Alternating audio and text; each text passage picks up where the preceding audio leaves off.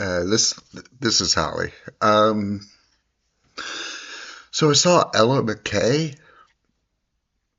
It's an odd one. It's very odd. So I don't really know what to be good with it. Basically, it's new movie by directed by James L. Brooks of all people. He's back. Sure. Um, Not saying that his other movies weren't great, but it's just like okay, welcome back. But it follows Ella as she becomes the new governor of some state. I don't think they say. I think it's Illinois. Um, I it may be Illinois. But she becomes the new governor, and almost immediately a scandal happens, and she deals with a scandal. That's about it. Like there's a bit here or there about like her dad and her brother and her life, but not much happens. And um it's almost how long is it? I'm right here with everything. It's right under 2 hours, and not a whole lot happens within that 2 hours. Um, but it has the most baffling cast, and I think I know why, but it's odd. So partly, I think it has the cast it does, and I'll get to that cast. I think it has the cast it does because of the director, and it could be one of those things where the director got like one person on, and that person gets another, and blah blah blah blah blah. But I also noticed something too. One of the production companies is Gracie Films. And if you know Gracie Films from anything, it is The Simpsons, which explains three of the cast members, being Albert Brooks, Julie Kavner, and Tracy Ullman. Um, if any of those names sound familiar to you, then yes, you have watched a lot of Simpsons. Albert Brooks would sound familiar to you in general, but he's there. And yes, Julie Kavner's there. They're all there. Julie Kavner does unfortunately sound like Julie Kavner nowadays, and it is a little distracting, unfortunately. And now that I know like who it is, thinking back, like oh yeah, yeah, for sure. Um, it also has Woody Harrelson. Uh, sorry. Jamie Lee Curtis, Ayo Ida, Ida Burry. Um, it's just a very odd casting here. Um, but I, I don't. Okay, how do I explain the issues with this movie? The dialogue. I think that's the big thing. Is the dialogue is very direct at times. Like this is set 2000. Hold on. I need to make sure I want to get things right.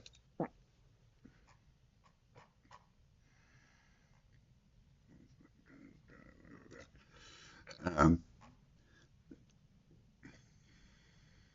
oh yeah, it doesn't even say the name of the state. It's just unnamed state. Perfect.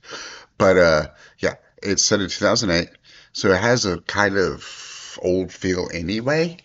But so like, okay, best way to describe this is there's a piece of dialogue with Jamie Lee Curtis is playing Ella's aunt, and Ella like when the aunt gets the call from Ella saying, "Hey, I'm the new governor," blah blah blah. She says, I'm doing my best to remember this, but she says, "You are now the governor of the state you were born and grew up in," while she's crying about this. It's just a very odd thing to say. And like it's just odd. It's I, like I wish I could have more examples for you, but the movie's odd. Like, there's a reason why, if you look it up, like the trailer, it's just the character saying her name. Because one, not much happens, but two, if they have the whole dialogue, people are like, oh, this is weird. Um, there were some bits where I did go like I did chuckle a bit, some laughter here and there.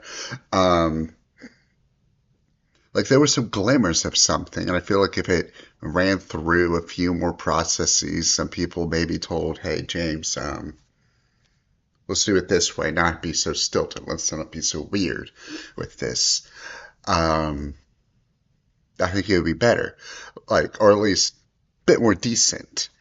Because like it, unfortunately, this proves that a lot of actors need good directors, and or at least a good script for them to care. There's two sides to this. Jamie Lee Curtis, unfortunately, I love her. She's great in Halloween, Trading Places, and the first Freaky Friday. She is one of those actors so that if you watch enough of her stuff, you do kind of realize it's like, oh, you not only need a good script, but you need a good director. And this is not one of those movies. She is very like stilted in her stuff when she does not have that good direction. And for good example, actually, not only is this movie, but look back at like Freaky Friday, Freakier Friday, or um, mm, maybe like I don't want to say H2. Yeah, Halloween H2O is a good example of her being like straddling the line there, but how she is with the newer like David Gordon Green ones, like that version of Laurie versus like the old one, where it's like she's still beginning, but like you can tell there's a difference of like how much she cares, and that lack of care is in this movie. Um, Same with Woody Harrelson. Woody Harrelson is in it, but he doesn't do much because he's just there to annoy Ella. It's like, hey, I cheated on your mom years ago, and I'm a serial cheater, and blah blah blah, and that's all really there is to him. She has a brother. The brother is there. He apparently makes millions on betting, and that's about it too. There's like scenes that happen, and it's just you get this character, they are there, they do their thing, they leave. They're that character. There's no real depth to any character at all. Ella is just, I want to do things for humanity, for people. And I may be autistic, because that's the vibe I got from her. Because she is like super literal and super trusting and super like gung ho about stuff and blah blah blah. And I'm like, I feel like if they wanted to develop her a bit more, they could have been like, oh yeah, she's autistic, but not like, let's not go down the route of like she's autistic or like Rain Man autistic. It's like, no, you could tell something's there, kind of autistic. Like okay, yeah, they're sure they're on the spectrum, but not like a magical spectrum. You get what I mean? Um, I feel like that would have been something to like get deeper into, but no. She does have a husband, and the husband is a piece of work. So, by the way, there's just going to be spoilers throughout because no one's seen this movie, and honestly, like, it's harder to spoil a movie that nothing happens. Okay, so spoilers, I guess. The big scandal that was going to happen that gets revealed pretty much in the very beginning is that she and her husband were sleeping in one of the houses that the governor owned, I guess, like the state owned, and you're not supposed to do that. So then the husband was an idiot and tried to cover up the scandal by paying off the reporter who found out. That's not a good thing. So then he also was told by his mom that like she should have you be promoted and get like a job as like the department transportation head or blah blah blah blah blah whatever. And she's like, no, I don't want to do that. And so then he's like, all right, bet. I'm going to divorce you if you don't give me a cabinet position. She's like, nah, that ain't happening. Okay. And then I'm just going to tell the news that you paid off the reporter and the whole thing was your idea. And she's like, yeah. And he does. And within, she's governor for 2 days and quits, but then magically gets all the things she wants anyway. Because she makes a deal saying, hey, I'll resign, but you have to do this one thing for me. And so she gets housing for everyone and blah, blah, blah, blah, blah. And it's like, what? What? What? Oh, right. I forgot one of the actors in this is Camille Najani. It's like, what are we doing here? Camille Najani plays her driver slash security guard. It's like, who is this? Why is this? What is this movie? It's so, it's so odd. This movie is so odd. It's simultaneously could have been shorter and could have been longer. It just everything works out for her at the end anyway, and you can tell she doesn't like politics, but she went into it for helping reasons, but they don't get why she went into politics. It jumps from her like dealing with her parents' breakup and leaving her at her aunt's house to I'm lieutenant governor, and now I'm actually the governor. It's like, oh, okay. And then the scandal happens, and then she leaves, and then she starts a nonprofit, and they save a bunch of people, and that's it. And for some reason, it's narrated by her assistant, played by Julie Kavner. So I gave away the whole movie. I told you everything there is about the movie. There is nothing you're missing. Um, it's just a tale of an overly passionate government worker who gets things done. Well, sort of. After she's fired by misusing her position, sort of, and doing backroom dealings and stuff. You can see why this movie's a little odd and didn't really like play very well, especially nowadays. It's overly overly optimistic about politics, kind of also brushing off corruption and backroom deals, saying like it's for the good. It's a very, very odd movie.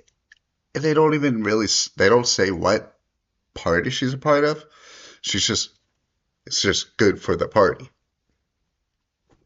Because on one hand, it seems that she's, liberal, Democrat, whatever, but it feels like the party around her isn't. Or they're more moderate, which honestly could probably be the case because that seems about right nowadays too, though. That's what, yeah, you know what? Yeah, that's how you would describe it. She's like, not quite AOC, but like a bit more progressive Democrat, and the party around her is like Schumer and them saying like, nah, be more moderate, appeal to the Baileys and all that crap. Political. um, so, bottom line, it's not very good. But if you're bored on a rainy day and it's free on Prime or wherever it's going to be, and you like political kind of whatever movies from like the early 2000s, sure, give it a watch. If you like James L. Brooks' stuff, give it a watch. I mean, that's all I can give you. If you like that stuff, you'll probably think it's decent. It's not horrendous, but it's decent and it passes the time. That's all. It's decent and passes the time.